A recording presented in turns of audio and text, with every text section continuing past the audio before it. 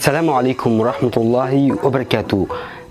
maanta waxaan wadnaa muuqaal ku saabsan sidaad ogaan lahayd wifi-ga passwordkiisa ayaan wadnaa. muuqaalkeena wuxuu ku saabsan yahay sidee ayaad ku ogaan kartaa wifi passwordkiisa.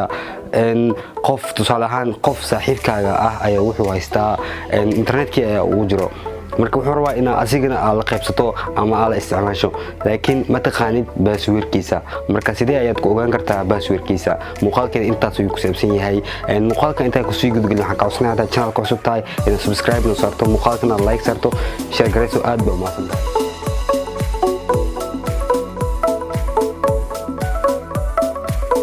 maanta muuqaalkeena wuxuu ku saabsan yahay sidee ayaad ku ogaan kartaa wifi-ga guriga ku yaalo ama aad rabto inaad ogaato passwordkiisa.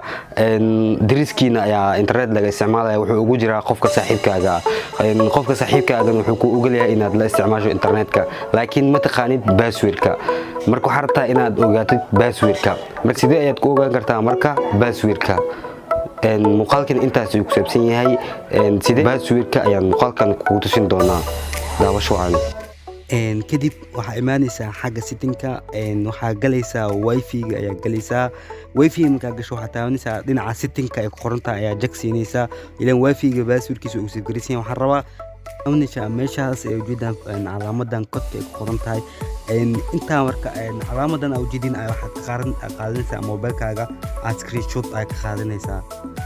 screenshot markaad ka qaadato kadib waxaa imaanaysaa gallery ayaad imaanaysaa. kadib waxaad taabanaysaa midkan aa ujeedid ayaad jaraysaa.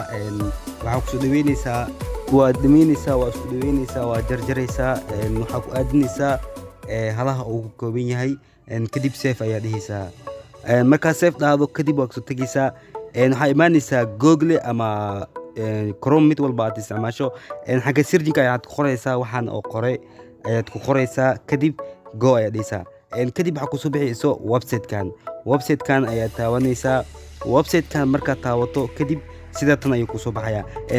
top siteka ayaa sax saaraysaa, weyna ku noqonaya. kadib waxaad taabanaysaa meeshaas ay ku qoran tahay josfel taabanaysaa. fel meesha ku qoran tahay ayaa taabanaysaa. kadib sawirka haddaad soo jarayni screenshotka aan ka soo qaadnay ayaan taawanaynaa.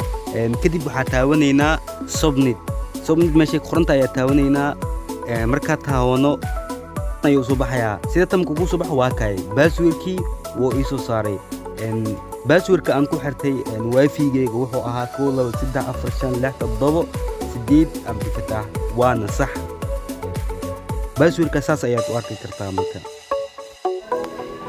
waa filaa inaad wax badan ka faa'iiday muuqaalkan uuna ku cajabi geliyay. haddaad rabto waxyaalahan oo kale inaad kusoo abadino xagga commenti inoogu reeb fikirkaaga. aad baa umahadsan tahay. wasalaamu calaykum waraxmatullaahi wabarakaatuh.